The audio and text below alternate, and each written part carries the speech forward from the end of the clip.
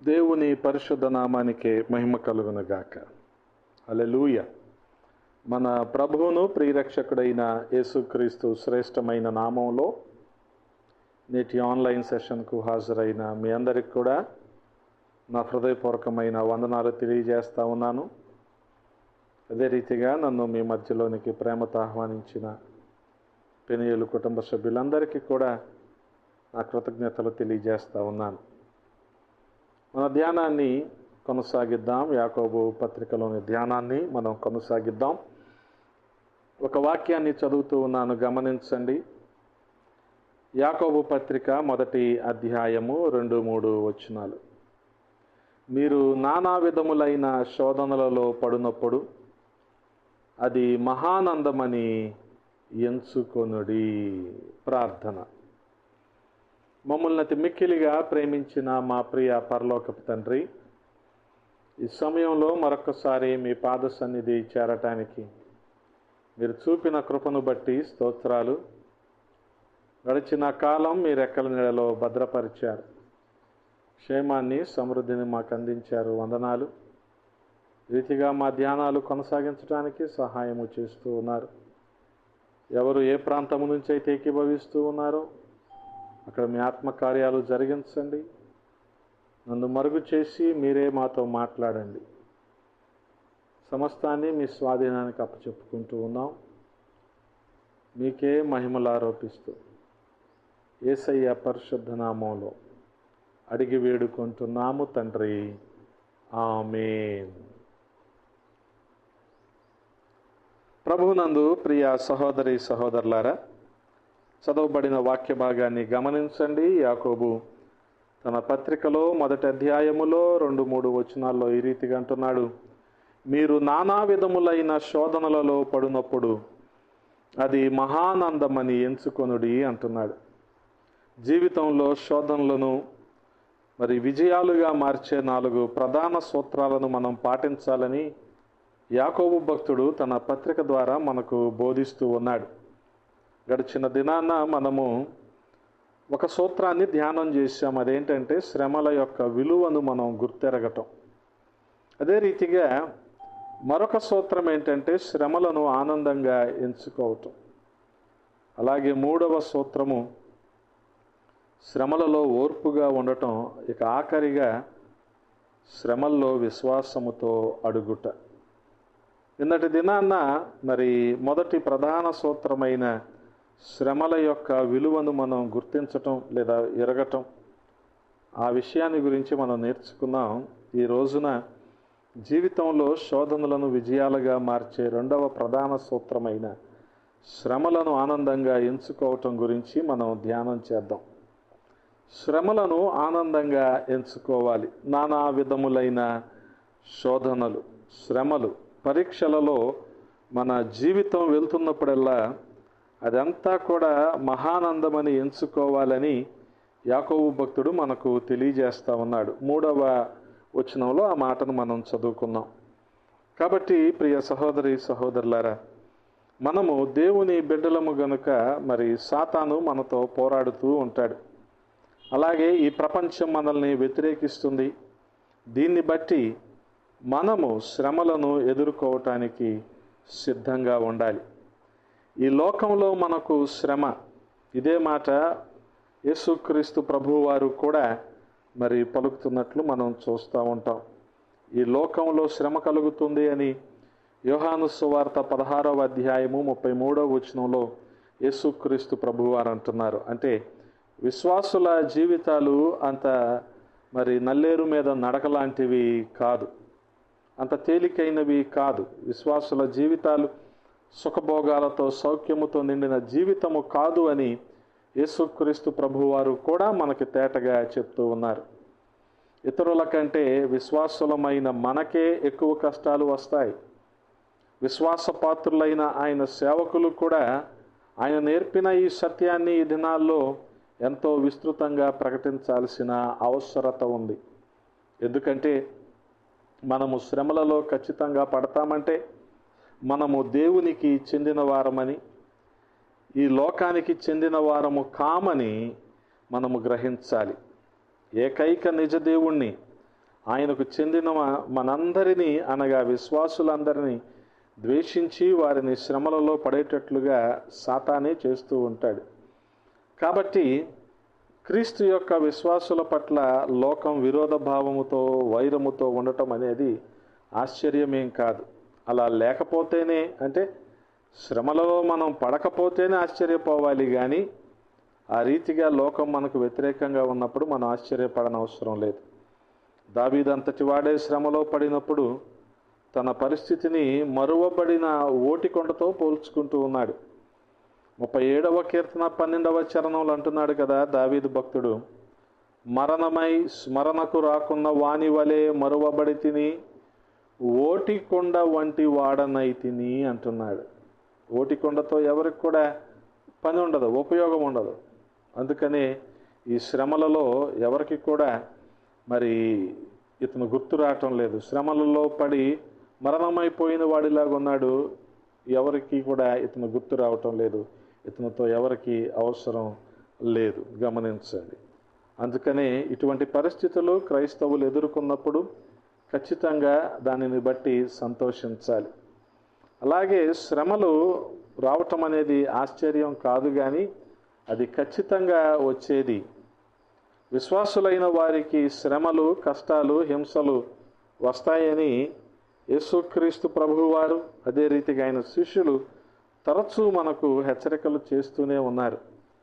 తిమోతికి రాసిన పత్రిక 2వ పత్రిక 3వ అధ్యాయము 12వ వచనంలో మనం చూడగలిగితే, క్రీస్తు యేసునందు సద్భక్తితో బ్రతుకను ఉద్దేశించు వారందరూ హింస పొందుదురు. ఎవరైతే ప్రభువు కోసం నిలబడాలనుకుంటారో వారు హింసలు పాలవుతారు అని మాట్లాడుతున్నాడు పౌలు అపోస్తలుడు. అలాగే పేతురు తన మొదటి పత్రిక 4వ అధ్యాయములో 12వ వచనంలో అంటున్నాడు, ప్రియులారా, మిమ్మును శోధించుటకు మీకు కలుగుచున్న అగ్ని వంటి మహాశ్రమను గూర్చి మీకేదో ఒక వింత సంభవించున్నట్లు ఆశ్చర్యపడకుడి అంటున్నాడు. అంటే శ్రమలు వస్తే అని కాకుండా శ్రమలో పడినప్పుడు మరి అని యాకోబు మాట్లాడుతూ ఉన్నాడు. చాలామంది శ్రమలు వచ్చినప్పుడు చూద్దాములే అని అనుకుంటారు, కానీ మరి విశ్వాసులు శ్రమలలో ఖచ్చితంగా పడతారని తెలుసుకోవాలి. అపోస్తులుడైన పౌలు కూడా మరి క్రైస్తవుల శ్రమలను ఎదుర్కోవాలి అని, అప్పుడే విశ్వాసులు పరలోక రాజ్యంలో ప్రవేశిస్తారు అని తెలియజేస్తూ ఉన్నాడు. అపోస్తుల కార్యముల గ్రంథము 14వ అధ్యాయము 22వ వచనంలో మనం చూడగలిగితే, శిష్యుల మనస్సులను దృఢపరిచి విశ్వాసమందు నిలకడగా ఉండవలెననియు అనేక శ్రమలను అనుభవించి మనము దేవుని రాజ్యములో ప్రవేశింపవలెననియు వారిని హెచ్చరించిరి. గమనించండి, ఆ హింసలు, ఆ శ్రమలు మనం అనుభవిస్తేనే గాని మనకు పరలోక రాజ్యం అనేది లేదు అని పౌలు అపోస్తలుడు హెచ్చరిస్తూ వచ్చాడు. కాబట్టి ప్రియ సహోదరి సహోదరులారా, యేసుక్రీస్తు ప్రభువు వారే రాళ్లతో కొట్టబడటానికి మరి దేవాది దేవుడు అనుమతించారు. మరి అక్కడ ఉన్న అన్యులు, యూదులు, వారిరువురు కూడా యేసుక్రీస్తు ప్రభువు వారిని రాళ్లతో కొట్టడానికి పూనుకొన్నారు. మరి యేసుక్రీస్తు ప్రభువు వారినే రాళ్లతో కొట్టడానికి లోకం ప్రయత్నించింది. యోహాను సువార్త 10వ అధ్యాయం 31వ వచనంలో రాయబడిన మాట ఏంటంటే, యూదులు ఆయనను కొట్టవలెనని మరలా రాళ్ల చేత పట్టుకొనగా అని రాయబడి ఉంటుంది. ఆయనను కొట్టడానికి రాళ్ళు చేత పట్టుకున్నారు, రాళ్ళు రువ్వారు ఆయన మీద. అందుకే ప్రియ సహోదరి సహోదరులారా, శ్రమలనేవి నానా విధాలుగా ఉంటాయి. విశ్వాసులందరూ నానా విధములైన శ్రమలలో పడతారని యాకోబు భక్తుడు హెచ్చరిస్తూ ఉన్నాడు. తన పత్రిక 1వ అధ్యాయము 3వ వచనంలో చూడగలిగితే, మీరు నానా విధములైన శోధనలలో పడినప్పుడు, గమనించండి, శ్రమల యొక్క స్వభావం ఏంటంటే అవి రకరకాలుగా మన పైన దాడి చేస్తాయి. వ్యాధుల రూపంలో దాడి చేస్తాయి, అనుకోని ప్రమాదాల రూపంలో దాడి చేస్తాయి, ఓటమి రూపంలో దాడి చేస్తాయి, నిరాశ రూపంలో దాడి చేస్తాయి, కృంగుదల రూపంలో దాడి చేస్తాయి, నిందల రూపంలో మన మీద శ్రమలు దాడి చేస్తాయి. ఆర్థిక సమస్యల రూపంలో శ్రమలు మన మీద దాడి చేస్తాయి. మరణకరమైన పరిస్థితుల రూపంలో శ్రమలు మన మీదకు రావచ్చు. ప్రదేశాలను బట్టి, సమయాలను బట్టి, వ్యక్తులను బట్టి కష్టాలు, హింసలు వేరువేరుగా ఉంటాయి. హింసలు కొన్నిసార్లు శారీరక బాధల రూపంలో వస్తాయి. కొన్నిసార్లు ద్వేషానికి, భేదభావానికి కూడా గురి కావటం అనేది మనం చూస్తూ ఉంటాం. అయితే ప్రియ సహోదరి సహోదరులారా, దేవుని విశ్వాసులైన వారందరూ కూడా ఏదో ఒక విధంగా, ఏదో ఒక సమయంలో వీటిని ఎదుర్కోవలసి వస్తుంది. ప్రభువైన యేసుక్రీస్తు అనేక విధములైన శ్రమలను అనుభవించాడు. ఆయన శారీరకంగా, మానసికంగా, ఆత్మీయంగా కూడా నానా విధాలైన శ్రమలు ఆయన అనుభవిస్తూ వెళ్ళాడు. తన 33.5 సంవత్సరాల జీవిత కాలములో నానా విధాలైన శ్రమలు ఆయన అనుభవించాడు. విశ్వాసులమైన మనము కూడా ఇటువంటి రకరకాలైన శ్రమలు అనుభవించటానికి మనము సిద్ధంగా ఉండాలి. ప్రియ సహోదరి సహోదరులారా, వాస్తవానికి మనం గమనించగలిగితే శ్రమలలో పడటం అనేది ఒక ధన్యత. యేసుక్రీస్తు ప్రభువారి కోసం మనం శ్రమలో పడినప్పుడు అది ఒక ధన్యతగా మనం భావించాలి. కారణం ఏంటంటే అప్పుడే మహిమా స్వరూపి అయిన పరిశుద్ధాత్ముడు మన మీద నిలిచి ఉన్నాడని మనము గ్రహించగలం. శ్రమలో ఉన్నప్పుడు విశ్వాసులను దేవాది దేవుడు ఆత్మపూర్ణుడిగా మనల్ని బలపరచటం, వారిని ధైర్యపరచటం, వారిని ఆవరించి ఉండటం, వారి మీద నిలిచి ఉండటం అనేది ఎంత ధన్యకరమో మరి తెలియాలి అంటే మనం ఖచ్చితంగా శ్రమలను అనుభవించి తీరాలి. అందుకే ప్రియ సహోదరి సహోదరులారా, శ్రమలను అనుభవించిన వారెవరూ కూడా భయపడరు. పేతురు తన మొదటి పత్రిక 4వ అధ్యాయము 14వ వచనంలో ఈ రీతిగా రాస్తూ ఉన్నాడు: క్రీస్తు నామము నిమిత్తము మీరు నింద పాలైన ఎడల మహిమా స్వరూపి అయిన ఆత్మ, అనగా దేవుని ఆత్మ మీ మీద నిలుచుచున్నాడు గనుక మీరు ధన్యులు. కాబట్టి ప్రియ సహోదరి సహోదరులారా, శ్రమల్లో సిగ్గుపడద్దు. శ్రమలోనే దేవుణ్ణి మనం మహిమపరచాలి. చాలామంది ఒక కష్టం వారికి వచ్చినప్పుడు దాని గురించి వారు సిగ్గుపడుతూ ఉంటారు, మనుషుల్లో కలవరు. అది మంచిది కాదు. కానీ ఆ సమయంలో క్రైస్తవులమని పేరు కలిగిన మనము దేవుని మహిమపరచాలని పేతురు భక్తుడు చాలా స్పష్టంగా మనకు చెప్తూ ఉన్నాడు. తను రాసిన మొదటి పత్రిక 4వ అధ్యాయము 16వ వచనంలో మనం చూడగలిగితే, ఎవడైనను క్రైస్తవుడైనందుకు బాధ అనుభవించిన ఎడల అతడు సిగ్గుపడక ఆ పేరును బట్టియే దేవుని మహిమ పరచవలెను. గమనించండి, యేసుక్రీస్తు ప్రభు వారి పేరును ధరించినందువల్ల క్రైస్తవులు ఎందుకు సిగ్గుపడాలి? మనలను చూచి నవ్వేవారే సిగ్గుపడాలి. మనం జీవిస్తున్న లోకం అలాంటిది. లోకం తన ఇష్టపూర్వకంగా చీకటిలో ఉంటూ ఆధ్యాత్మిక వెలుగును తిరస్కరిస్తూ ఉంది. దేవుణ్ణి, ఆయన కుమారుణ్ణి ద్వేషించే లోకం దేవుని స్వంత ప్రజలైన మనలను ప్రేమించదని తెలుసుకుని శ్రమలో పడటానికి ముందుగానే మనము సిద్ధపాటును కలిగి ఉండాలి. అందుకే ప్రియ సహోదరి సహోదరులారా, వీటన్నిటిని బట్టి ఆనందించండి అని యాకోబు భక్తుడు చాలా స్పష్టంగా 3వ వచనంలో చెప్తూ ఉన్నాడు. శ్రమలను ఆనందంగా ఎంచుకోవాలి అంటున్నాడు. శ్రమలను ఎందుకు ఆనందంగా ఎంచుకోవాలి? కారణం ఏంటంటే శ్రమలు మనలను క్రీస్తు తోడి వారసులుగా చేస్తాయి గనుక. రోమీలకు రాసిన పత్రిక 8వ అధ్యాయము 17వ వచనంలో మనం చూడగలిగితే, మనము పిల్లలమైతే వారసులము, అనగా దేవుని వారసులము. క్రీస్తుతో కూడా మహిమ పొందుటకు ఆయనతో శ్రమ పడిన ఎడల క్రీస్తు తోడి వారసులము. క్రీస్తు తోడి వారసులుగా ఉండటం, ఆహా, అది ఎంత గొప్ప భాగ్యం అండి.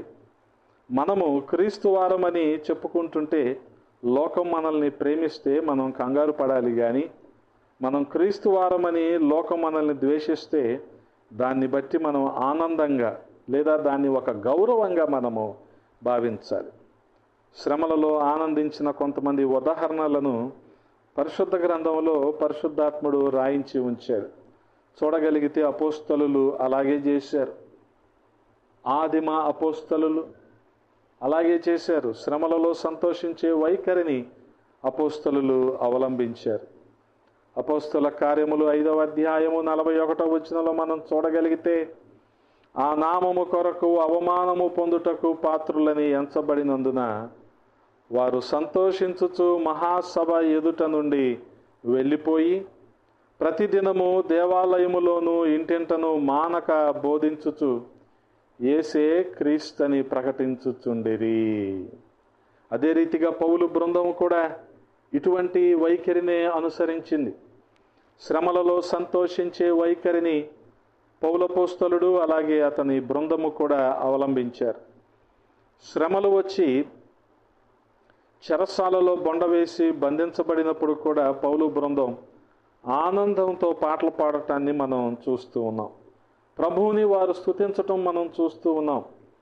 అపోస్తల కార్యములు 16వ అధ్యాయం 24వ వచనంలో చూడగలిగితే, అతడు అట్టి ఆజ్ఞను పొంది వారిని లోపలి చెరసాలలోనికి త్రోసి వారి కాళ్లకు బొండ వేసి బిగించెను.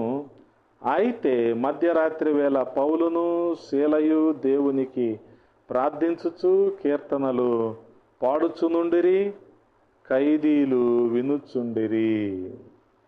అదే రీతిగా రోమీలకు రాసిన పత్రిక 5వ అధ్యాయము 4వ వచనంలో మనం చూడగలిగితే, శ్రమల యందును అతిశయపడుదుము అని రాయబడి ఉంది.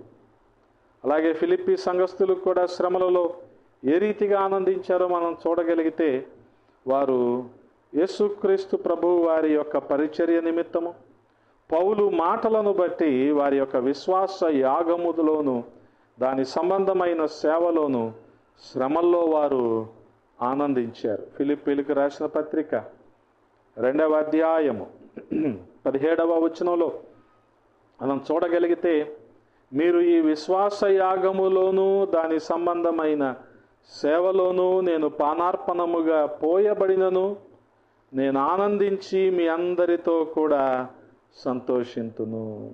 ఇటువలనే మీరును ఆనందించి నాతో కూడా సంతోషించుడి. అలాగే క్రైస్తవులను మనం గమనించగలిగితే, క్రైస్తవులమైన మనము కూడా ఆనందించాలని పేతురు భక్తుడు మాట్లాడుతూ ఉన్నాడు. తన మొదటి పత్రిక 1వ అధ్యాయం 6వ వచనంలో చూడగలిగితే, ఇందువలన మీరు మిక్కిలి ఆనందించుచున్నారు గాని అవసరమును బట్టి నానా విధములైన శోధనల చేత ప్రస్తుతమున కొంచెము కాలము మీకు దుఃఖము కలుగుచున్నది అని పేతురు భక్తుడు మాట్లాడుతూ ఉన్నాడు. అలాగే తన మొదటి పత్రికలో 4వ అధ్యాయము 13వ వచనంలో చూడగలిగితే, క్రీస్తు మహిమ బయలుపరచబడినప్పుడు మీరు మహానందముతో సంతోషించు నిమిత్తము క్రీస్తు శ్రమలలో మీరు పాలివారై ఉన్నంతగా సంతోషించుడి. ఆయన శ్రమలలో, యేసుక్రీస్తు ప్రభువు వారి యొక్క శ్రమలలో పాలివారైనంతగా మనము సంతోషించాలి. అందుకే ప్రియ సహోదరి సహోదరులారా, శ్రమలలో ప్రభువే మనకు సహాయము చేసేవాడు. ప్రభువు ఎన్నో శ్రమలతో కూడిన పరీక్షలకు గురై ఆయన బాధను అనుభవించాడు గనుక శ్రమలకు గురైన వారికి ప్రభువు తోడ్పాటుగా ఉంటున్నాడు, వారికి ఆదరణకరంగా ఉంటున్నాడు, వారికి అండగా ఆయన నిలబడుతూ ఉన్నాడు. భయంకరమైన శిలువ శ్రమలను ఆయన అనుభవించాడు కాబట్టి సాతాను విధానాలు ఆయనకి తెలుసు. మన జీవితాలపైకి శ్రమలు ఎలా దూసుకు వస్తాయో ప్రభువుకి తెలుసు. వాటిని ఎదుర్కొంటున్న మనకు ఆయన ఖచ్చితంగా సహాయము చేయగలడు. హెబ్రీయులకు రాసిన పత్రిక 2వ అధ్యాయం 18వ వచనంలో ఈ రీతిగా రాయబడి ఉంది, తాను శోధింపబడి శ్రమ పొందెను గనుక శోధింపబడు వారికిని సహాయము చేయగలవాడై ఉన్నాడు.